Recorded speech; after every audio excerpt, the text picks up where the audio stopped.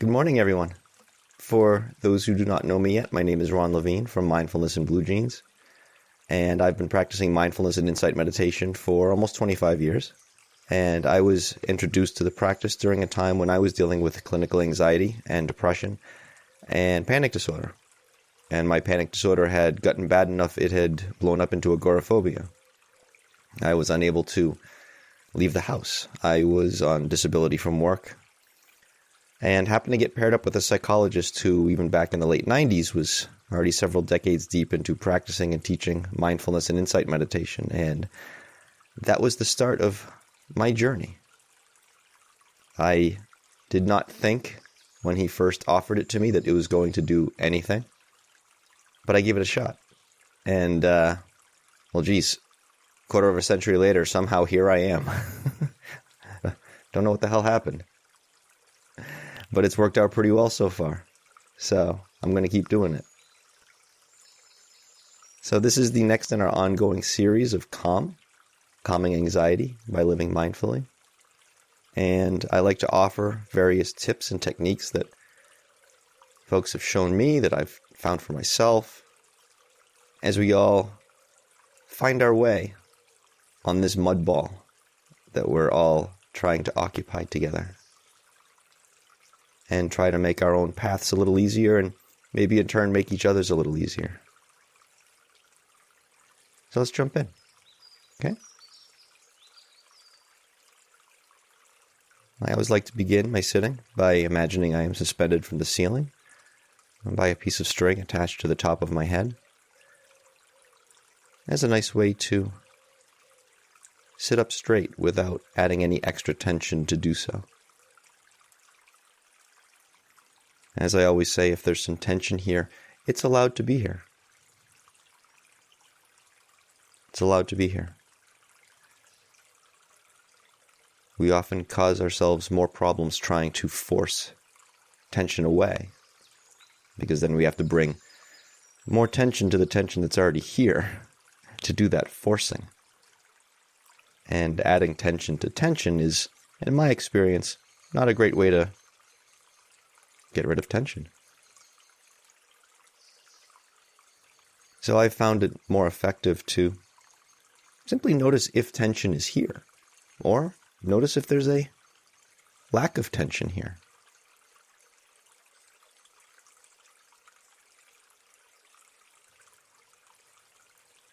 So I can notice this gentle suspension from the ceiling. And I can notice whatever is supporting me. Chair, cushion, floor.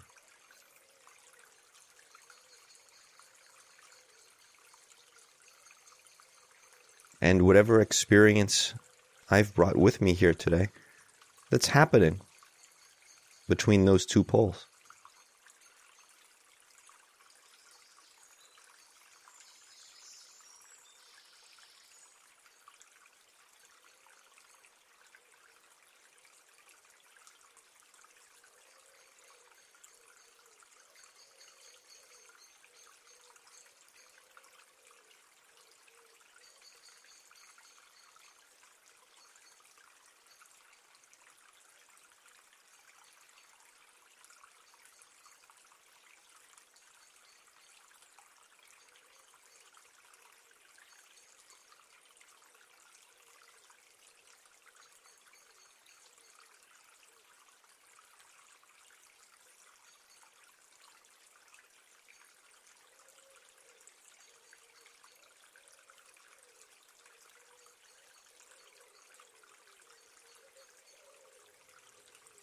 And if you haven't already, you may begin to bring your attention to your breathing.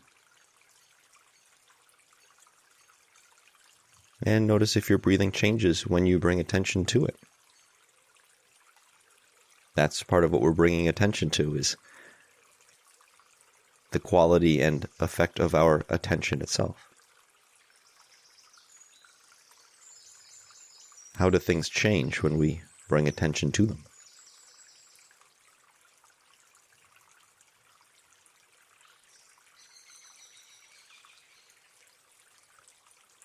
Kind of shows us how critical the attention that we pay is.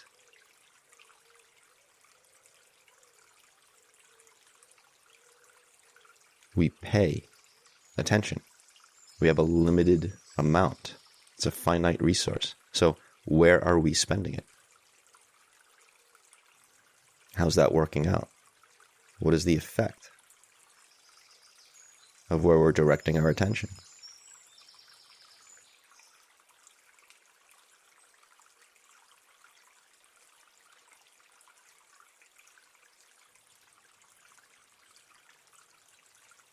What is the effect of bringing our attention to our breathing?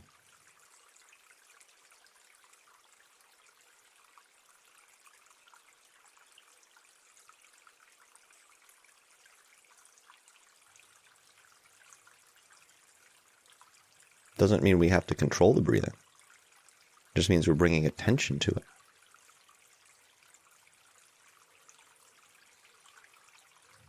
Seeing how it is.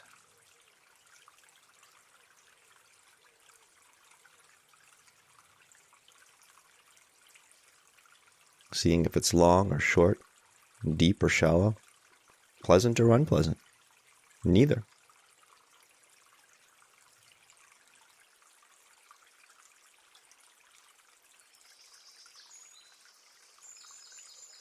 It's not about which of these things it is or isn't. It's about the seeing itself. The point is the seeing. The directed attention.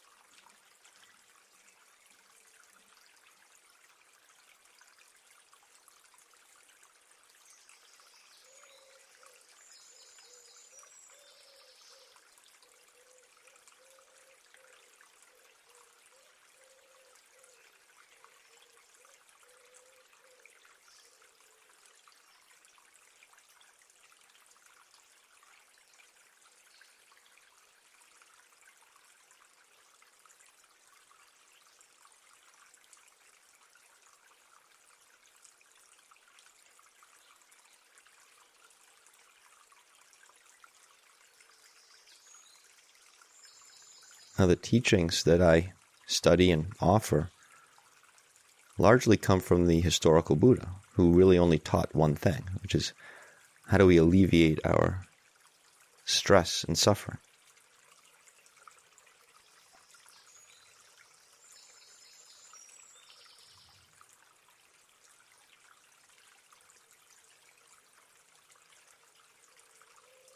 And stress and suffering are things that we put on ourselves.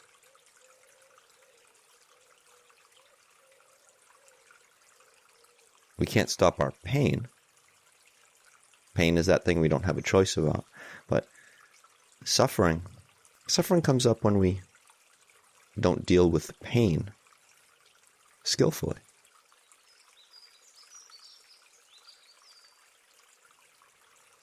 Stress arises when we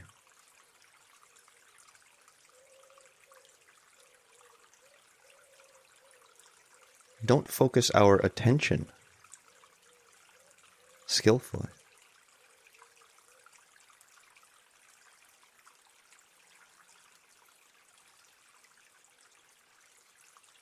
If we didn't have a choice about our own stress, then every event would affect every person exactly the same way. But they don't. We have different reactions to the same things. So, the presence and quality of stress must not have anything to do with the things themselves. It has to do with each of us.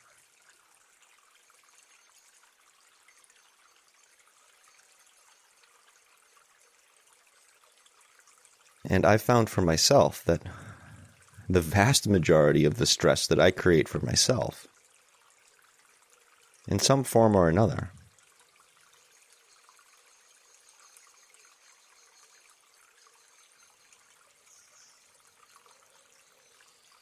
comes from picturing a future me.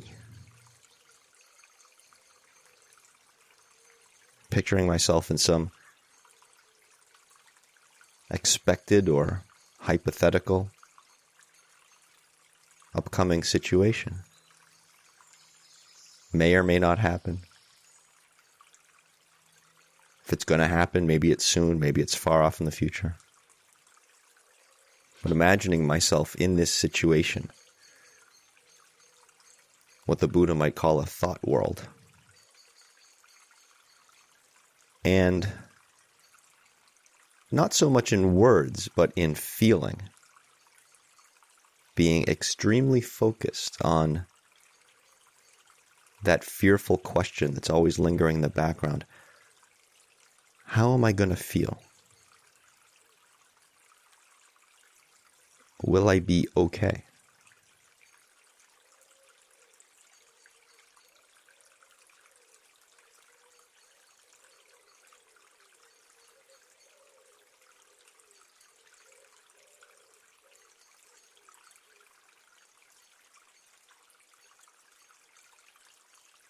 And the way we usually go about trying to answer that is by picturing the worst case scenario, because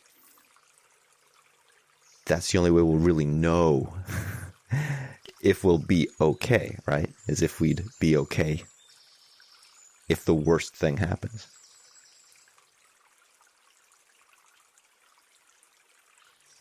And does picturing ourselves in this worst case scenario really alleviate the anxiety that raised the question of will I be okay in the first place? Well, no, it makes it worse.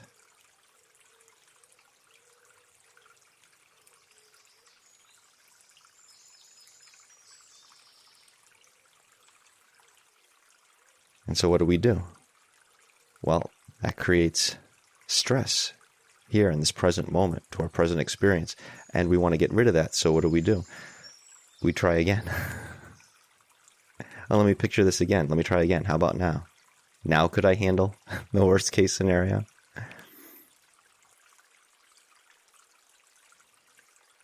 This is a classic cycle of stress and suffering.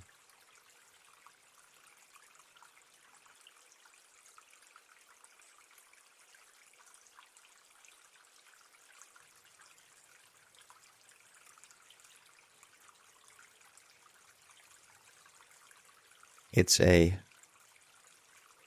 poor place, an unskillful way to direct our attention.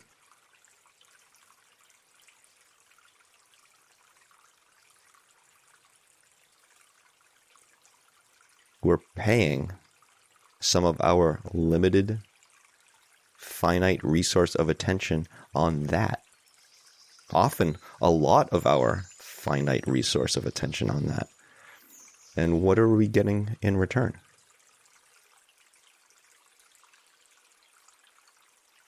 Is that a valuable investment?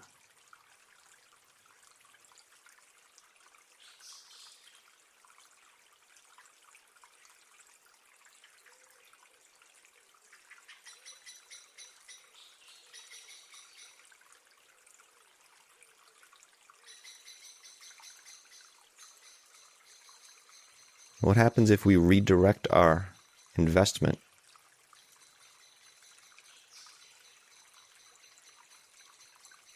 directly into this actual moment?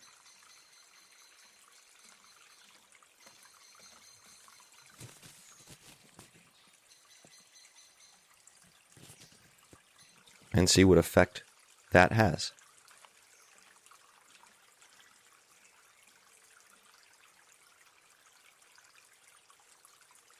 What's here now?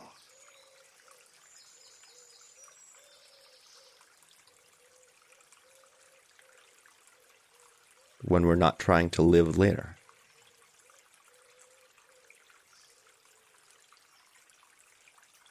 How do we feel now? When we're not trying to control how we might feel later.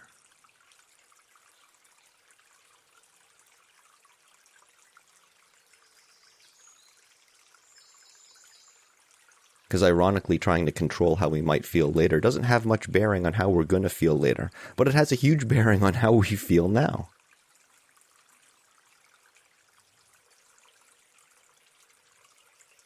So it makes about as much sense as trying to bring tension to force away tension. And in effect, that's exactly what we're doing.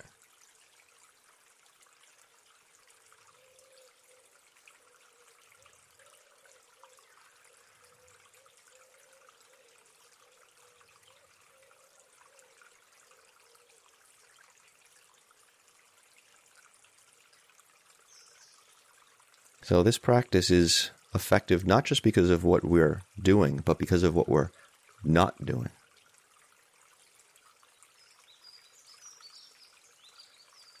In my experience, I think it's actually more effective because of what we're not doing.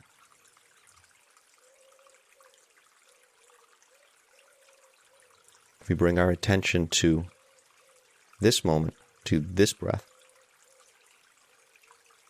to what's actually here now,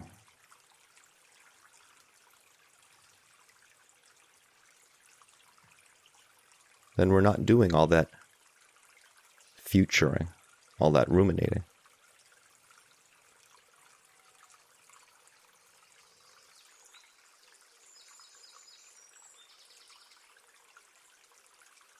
And it'll keep coming up. I mean, it comes back again and again, mostly because we historically have entertained it when it does. So of course it's going to keep coming back, expecting us to keep paying the kind of attention to it that we have been. But now our attention can simply notice that it is coming up and that we don't have to pay all that attention to it.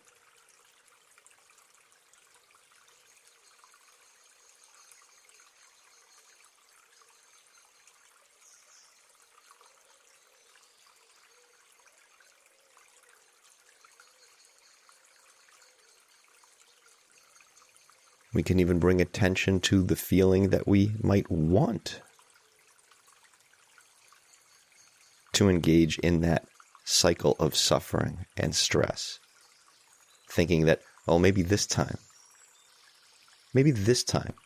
it'll work. I can solve the future now.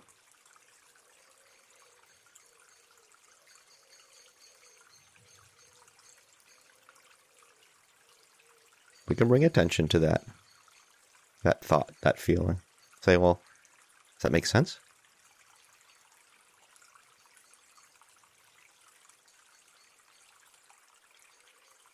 All these times in my life I've tried that and it never worked, but maybe this time it will. Does that make sense?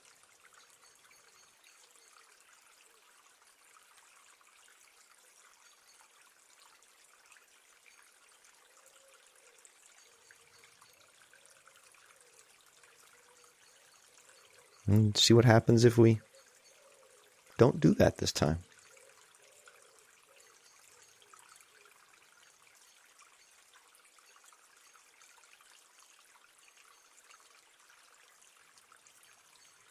We can always go back to the old way if we want to.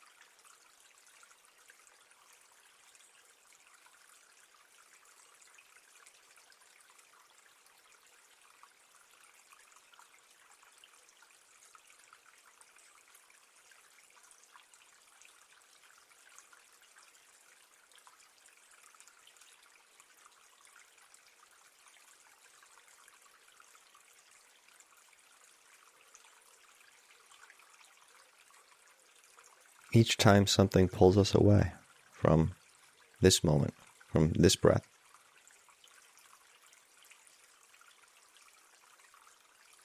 Once we notice, which might be right away, might be several minutes.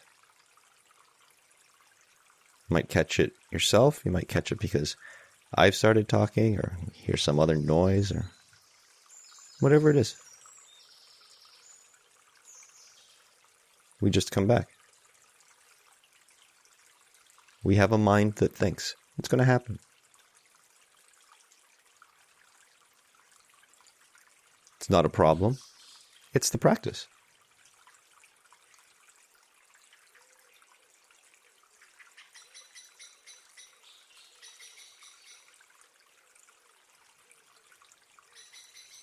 It's what we came to work on.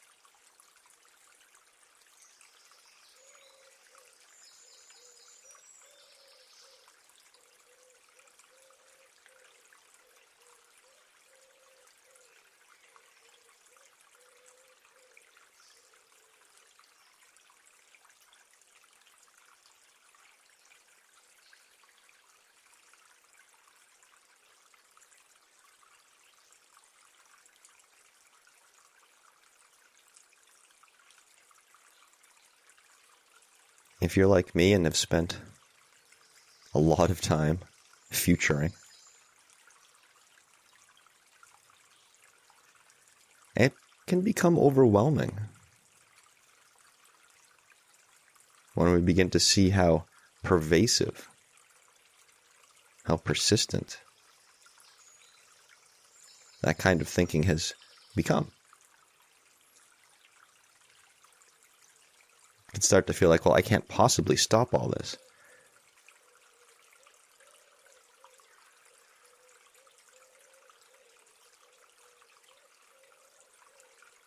You don't have to.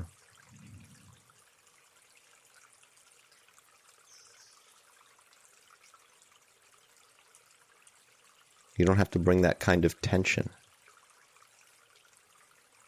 We're simply bringing attention, saying, oh, there it is again. And there it is again. Wow, look how much it happens.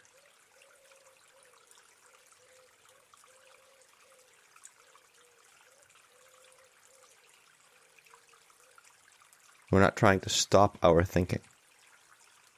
We're just noticing what's coming up and which thoughts we are deciding to pay attention to. It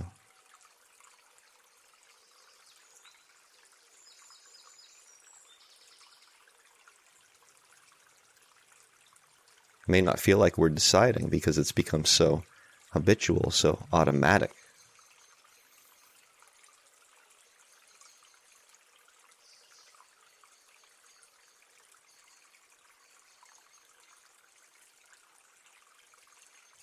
But we start to catch that too, in time, with practice.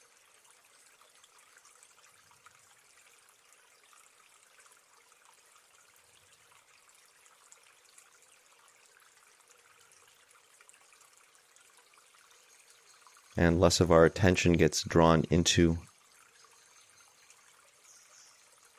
this futuring and rumination in itself, and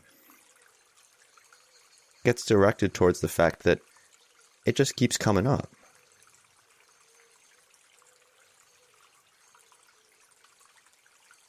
And in time, as we see that it just keeps coming up and isn't really particularly helpful,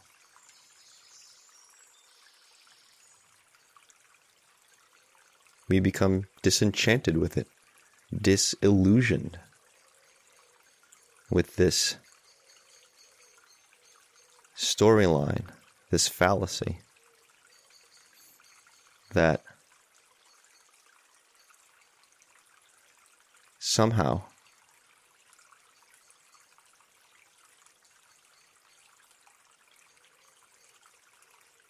paying all of this attention to the fear-driven storylines and the cycles that they generate is going to help somehow.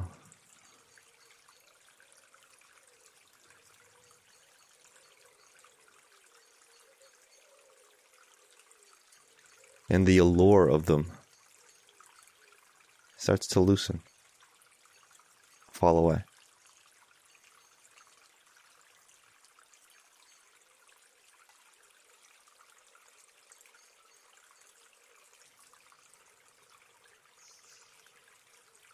And that starts by just directing our attention here to this breath. And then this one. And then this one.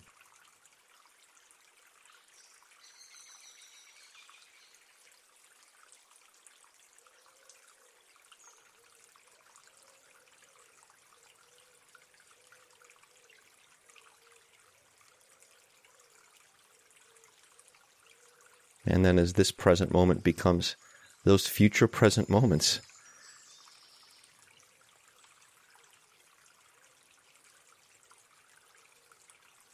we find they just kind of take care of themselves.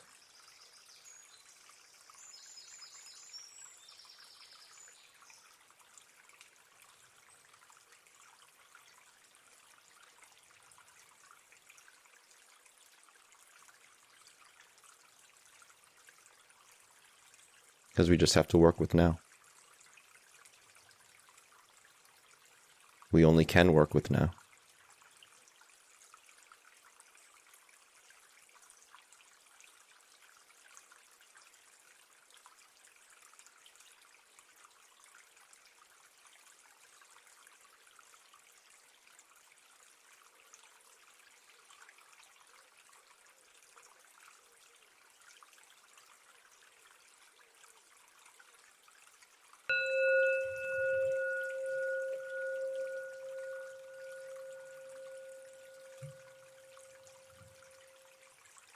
Thank you, everyone.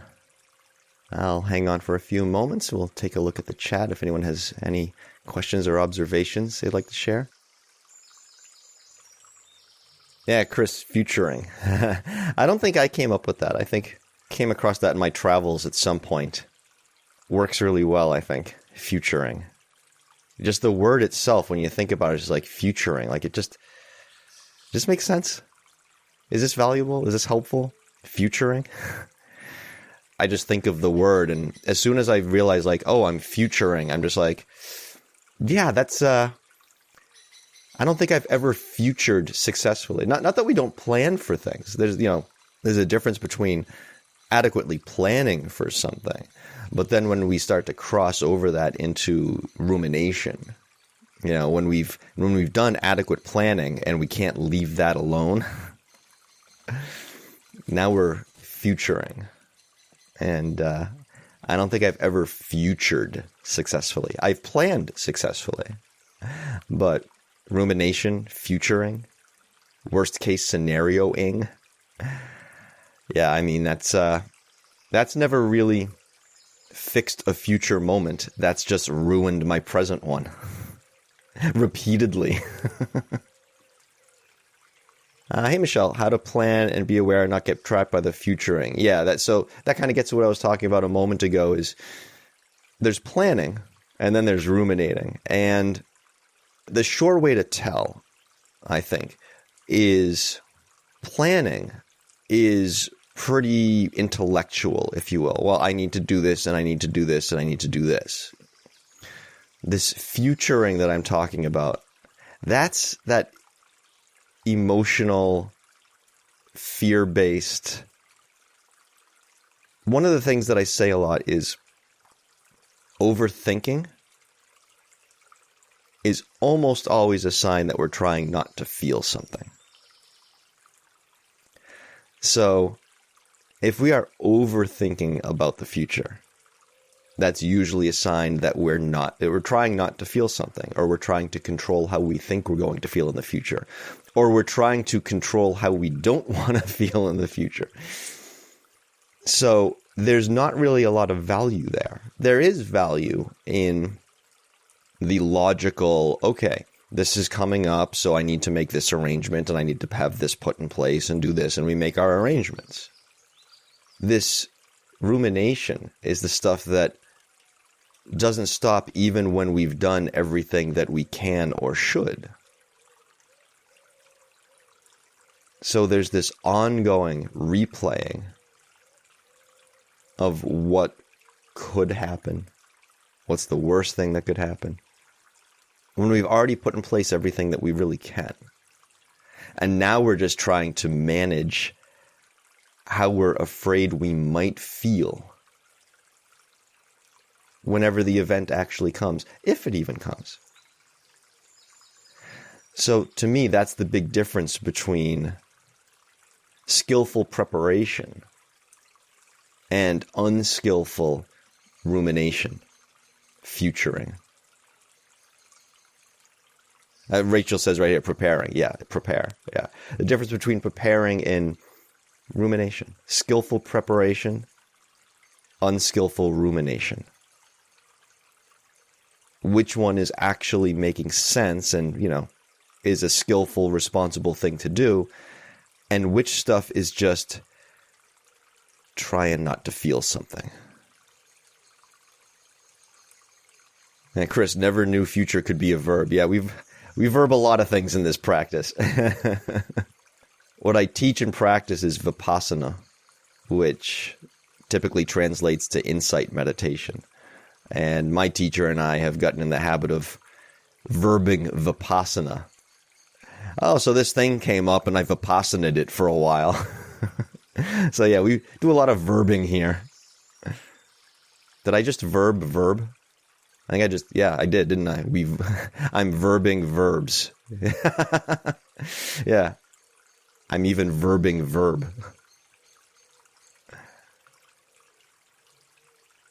Carol, hi. This brought to my attention that I've been trying to fix how I'll feel when the other shoe drops. Good Lord, yes. In fact, if I ever write an autobiography, I'll probably call it When the Other Shoe Drops, right? I totally get that. Yeah. It makes me think of, I had this really profound moment in a yoga class years ago when we were in half moon pose. And for those who aren't familiar with that, it's a challenging balancing pose. And one of my favorites, actually. I'm not particularly fantastic at it, but that's kind of part of why I like it so much, is in those times when it really does click and I kind of get in that zone and I am perfectly balanced in it. It feels like you're weightless. You're just flying and you can just kind of hang out there. It doesn't happen all that often for me, but it's nice when it does. But one time I was in half moon pose in yoga class and the teacher came over and made a minor adjustment and was just kind of holding me there, not supporting me so much. I was still doing the work, but he was just kind of resting a hand on my back. And he says, I can feel you tensing up and struggling. Which means either you don't trust me or you don't trust yourself. And that's always stuck with me. Because there's this point in the poses where you let go. And if you fall over, hey, you fall over. You're allowed. You're allowed to fall over in yoga class and in life. And yeah, there's that feeling of the other shoe dropping. There's this lack of trust. Not that we should be just completely and utterly blindly trusting, but there's always kind of that suspicion like, okay, I don't trust you, life. When you going to pull the rug out from under me? When's the other shoe going to drop? And we're kind of tensed up and ready for that. Just we're watching for it. Just like, It's back in our lizard brains. We're watching for that saber-toothed tiger. Where is it? Is it there? Is it there? Is it there? We don't have actual saber-toothed tigers anymore. And for most of us, we don't have regular tigers around the corner. But we're still like, is it there? Is it there? Is it there? And again, that's a futuring. It might be a very near-term futuring. It might not be something, 5 years from now, I got to do that. It's just like, right now, where's this? Where's this? Where's this? Where's this? And of course we do that because, like I often say when I'm talking about the evolutionary aspects of this practice, we get that from our ancestors who did that, because the most anxious of our ancestors who did that and said, is it there? Is it there? Is it there? They're the ones who survived. So that's a trait that was functional, useful for survival. And those are the folks that did survive and procreate and pass that on. And here we are today.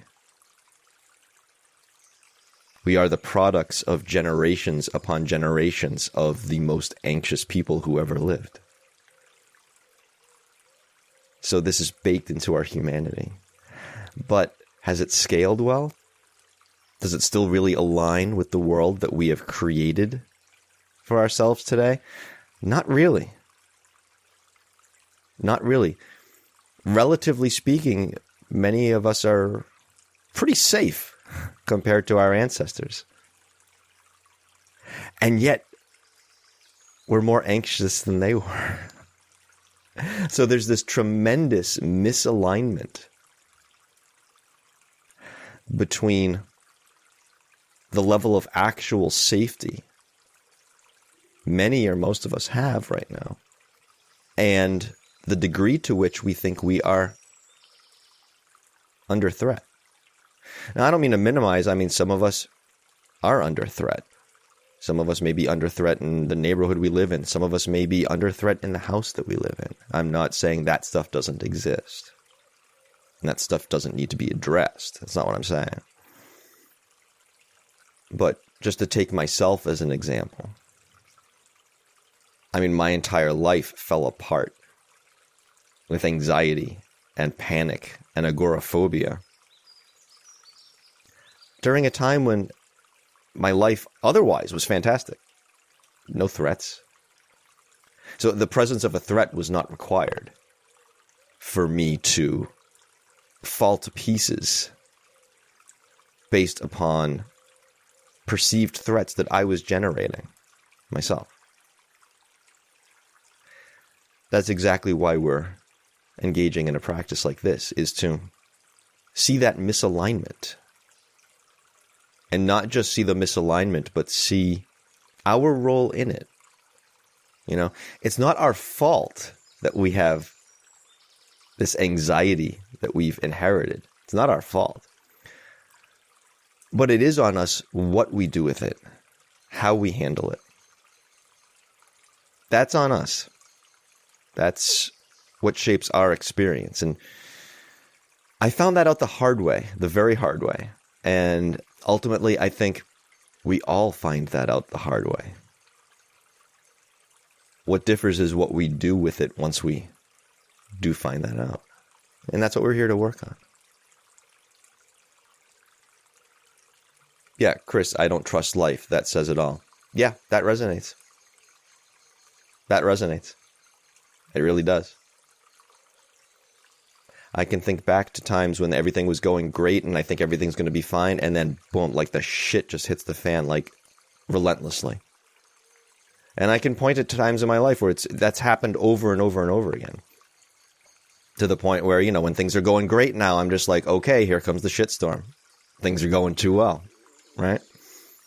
Yeah. And that's kind of the nature of impermanence, inconstancy. It's change. The better things are going, the more bad they can become, right? Things don't just keep getting better and better and better forever.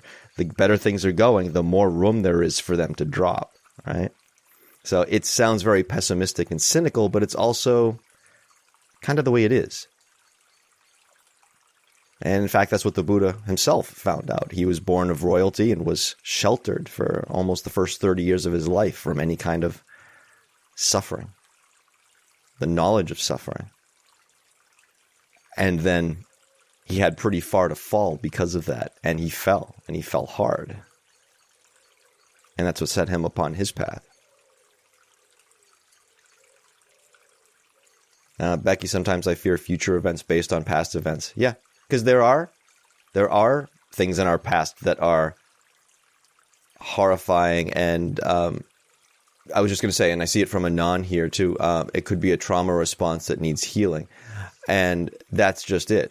My fallout with anxiety and panic and so forth didn't come up randomly. It stemmed from a traumatic experience that I denied and distracted myself from for 8 years until it finally wasn't going to sit quietly anymore. Not that it sat all that quietly during the 8 years either, but it finally was coming out whether I wanted it to or not. So, yeah, if we've had some kind of trauma in our past or our present, that's going to have a huge effect on what we're thinking about for our future. So what Anon is describing was exactly the process I had to go through. Was, okay, I got to deal with this shit that happened in the past, and that I've been, and not just what happened in the past, but how I've been dealing with it for the past almost decade. Right? Again, it's about our role in it. I had a huge role in it. If I just dealt with the shit in the first place, would have been a very different story. I probably, who knows if I'd even be sitting here now, right? Doing this, you know? So that's another very important factor, is our past, both in terms of what's happened and how we've handled what's happened. Because how we've handled things in the past, if we don't catch that, if it's been unskillful, that's how we're probably going to continue handling things in the future. That's karma, right? We're building our karmic experience. So the past and how we've handled the past is something we want to take notice of now. From Ren, did you ever look for a root cause, or did you just focus on stop the bleeding? In my case, I always knew what the root cause was, because it was the traumatic experience that I had. I denied that it was a traumatic experience, though. I denied that it was a traumatic experience, and I denied that I really had a problem stemming from it that needed to be addressed, which was the panic disorder itself.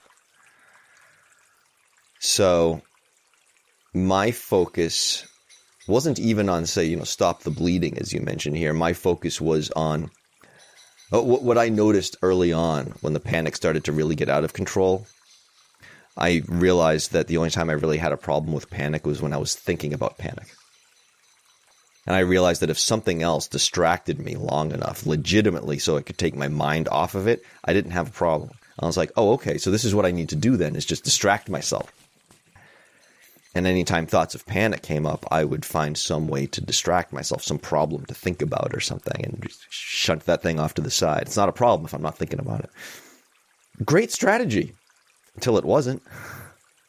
It got me through for about 8 years. And then, it just, it started overflowing. And that was pretty much it. Yeah, it looks like I don't trust life is a something that resonates for a few people here. Yeah, from Sue, any specific healing work? There's certainly a lot of stuff out there, and this has been mine. This practice has been mine. It's certainly not the only one, but if that's something you'd want to talk about separately, you can always drop me a line or check out some of my other stuff. There's a lot of options out there, and this is one, and it's the one that worked so well for me, and so I've just continued with it. And Chris, now I really feel like shit. That's why we're here. That's why we're here. This practice is one of those, it might feel worse before it feels better, but it's, that's part of it. That's why I call my practice mindfulness in blue jeans. It's a blue collar practice. We're going to get a little dirty. going to get a little dirty sometimes. You know, like I say, if your meditation practice is always, puppies and flowers, check your meditation practice. It might be missing something. This is what we came to see. From a non-resistance to change does help. That was one of my huge, I don't really have, we're coming up on an hour here. But that was one of my biggest turning points with panic. Was, some of you have heard me, it's what I call my Newton Center story. I don't have time to tell it here, but it's in some of my other talks, and perhaps next time if someone reminds me, if we have some more time, I can tell it again. But that was one of my huge early turning points in this practice, working with panic, was opening up to it rather than trying to eradicate it forcefully. Again, bringing tension to tension. And I found out that most, if not all, of my panic disorder was coming from the resistance to panic.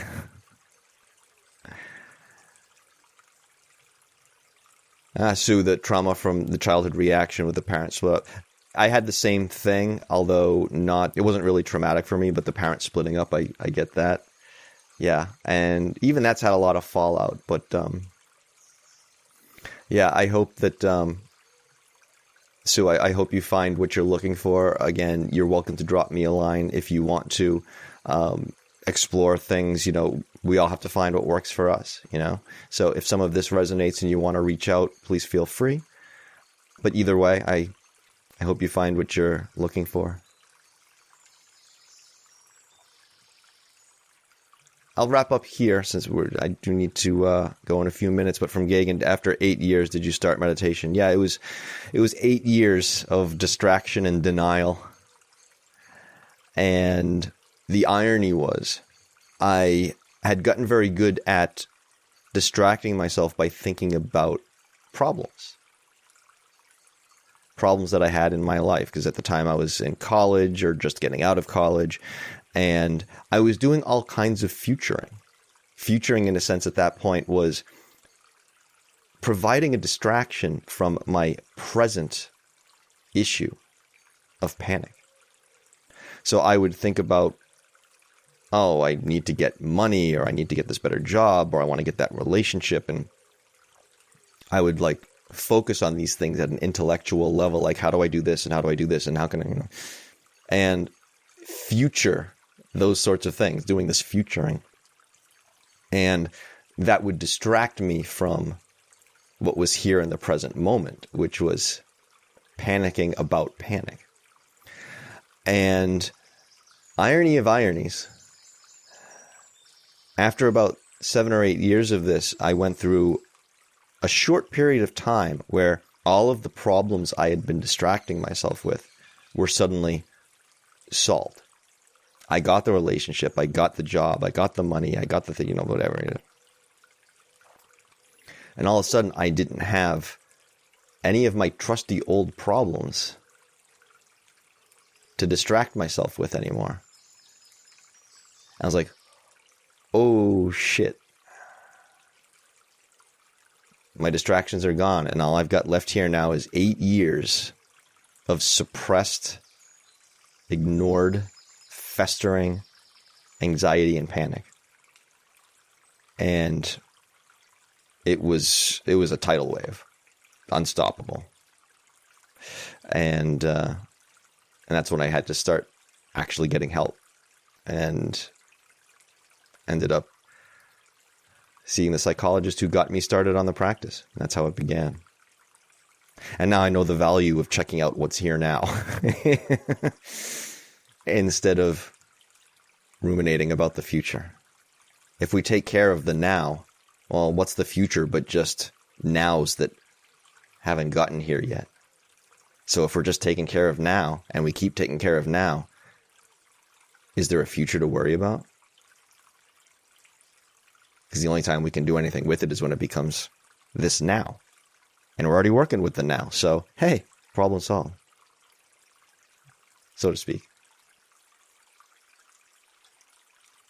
I'm going to wrap it up there, folks. Lots of great feedback today, and thank you for your donations, folks. Again, I am Ron Levine from Mindfulness and Blue Jeans. Follow me here on Insight Timer. Drop me a private message if you like. You can join my Mindfulness and Blue Jeans group. And we'll be back here the same time next Tuesday for the next in our ongoing series of Calming Anxiety by Living Mindfully. And as you go through the rest of your day, your evening, just think, where am I paying my attention? And is this a good investment? Or do I want to try directing it someplace else? Okay. Thank you so much, everyone. Have a great rest of your day and evening. Cheers.